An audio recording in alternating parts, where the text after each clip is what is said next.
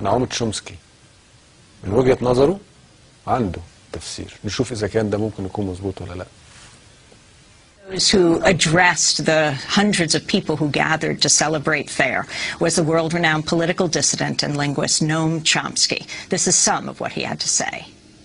The U.S. and its allies will do anything they can to prevent authentic democracy in the Arab world.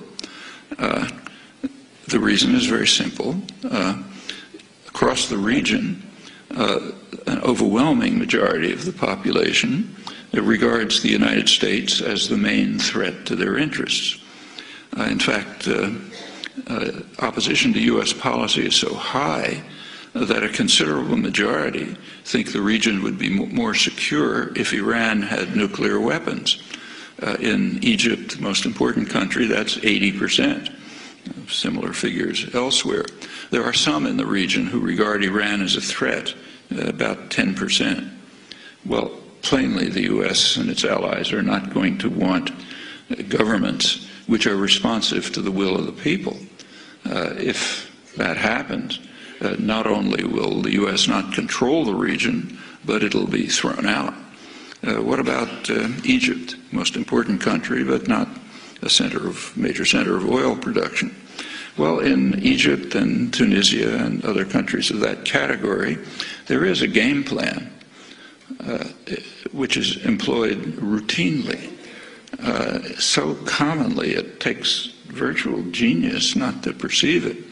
But when you have a favored dictator, for those of you who might think of going into the diplomatic service, you might as well learn it. When there's a favored dictator and he's getting into trouble, support him as long as possible, full support as long as possible. When it becomes impossible to support him, like say maybe the army turns against him, business class turns against him, then send him off somewhere, issue ringing declarations about your love of democracy, and then try to restore the old regime, maybe with new names. And that's done over and over again.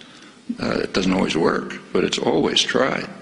Somoza, Nicaragua, Shah in Iran, Marcos in the Philippines, Duvalier in Haiti, Chun in South Korea, Mobutu in the Congo, Ceausescu was one of Western favorites in Romania, Suharto in Indonesia. It's completely routine, and that's exactly what's going on in Egypt.